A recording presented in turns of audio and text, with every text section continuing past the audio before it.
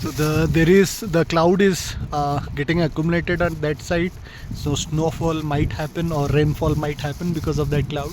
Because of the mountain, the cloud goes up, and when it crosses the other side, rainfall might happen. On this side there is sun, but then if you block the sun, you can see a lot of snow-clad mountains. That side you can not able to see. Anyway, so look at how, let's focus on the top. That is where the clouds are meeting on the top, and that is where the snowfall will happen.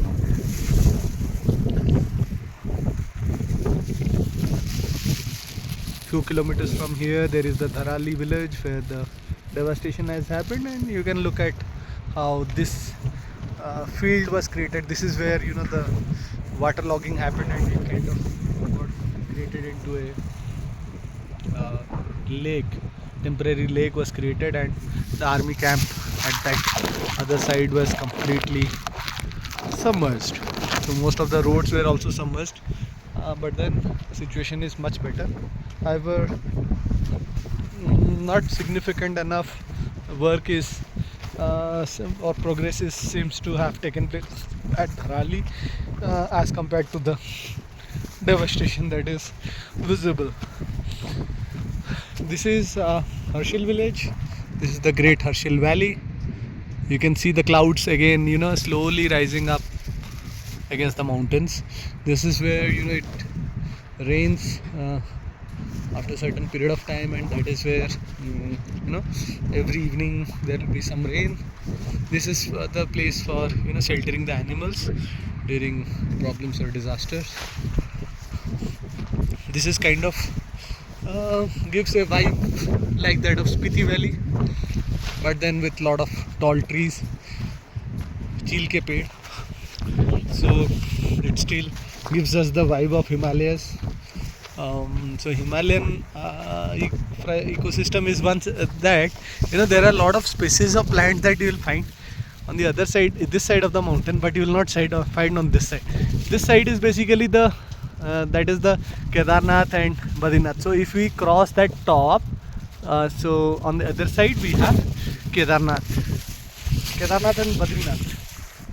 Chopta, Kedarnath, Badrinath, Tungnath, all three places are visible from that mountain range. Some trek, it takes around 1 day to trek over there. There is a very good intermediate place to kind of hang out. Yeah, it's now visible.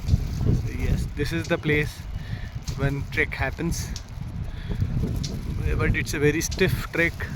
Multiple houses over there where tourists can take shelter. So yes, on that particular mountain top, snowfall might be happening. Yeah, on this particular thing. From my naked eyes, what I can see is it's lot of mist and clouds are there. So clouds get once they get condensed rapidly, they will form into snow. So it's better for me to leave this place before snowfall happens at night, because it's right now it's around 2 degrees Celsius. In my cell phone it was showing -1, but then it's around 2 degrees Celsius now. So I'll leave this village as soon as possible and then try to find a lift way back to Uttarkasi, because no public transport is available here after 2 p.m. Only couple of buses that operate from Uttarkasi to Dharali or few villages or to Gangotri, that is driven by government for tourism purposes, only those are available. Now this is the apple farm or apple orchid. You can see some small apples over here. A few one left, because most of them, after the road has opened up, all the apples were transported for their respective markets. See, you can see some of the apples over here. So let me see, let me block this. Can you see the mountain? See how gorgeous it is. So it will take around 15-20 minutes for the sun to go down, and I can show you that view. But till then, this is wonderful. This is a very clean, straightforward village. This is the first village in the Namami Gange.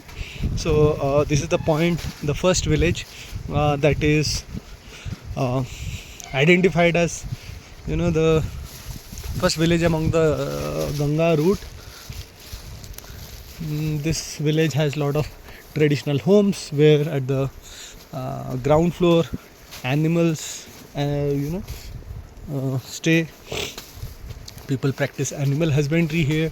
They collect sheep wool and they make a lot of woolen items. And every house you'll see there are solar panels. So even here you can see their porch, balcony, solar panel. I'd seen a lot of solar panels on the roof, inside. And every house has beautiful flowers. One of the most crowd-free village that I can say. An occasional plastic waste, but then mostly this is clean, I would say.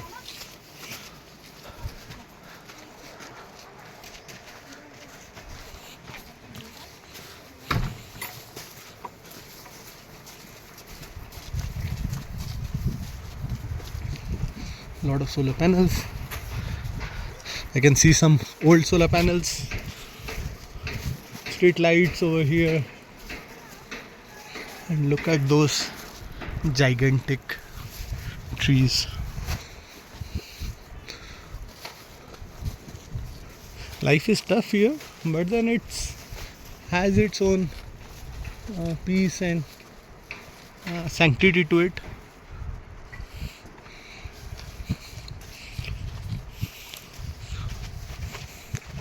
So this is, I'll stop reporting from here. So Harshil is a definitely good village. I'm not in the developed part of the village, which